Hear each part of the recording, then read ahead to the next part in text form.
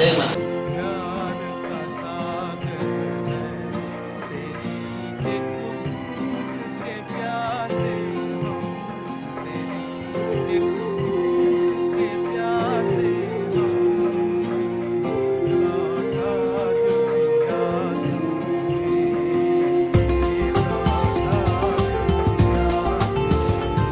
આજ માટે આટલું જ છે। આજે માણાવદરમાં આવ્યા અને દાદા દાદીના ઘરની પૂજા કરી।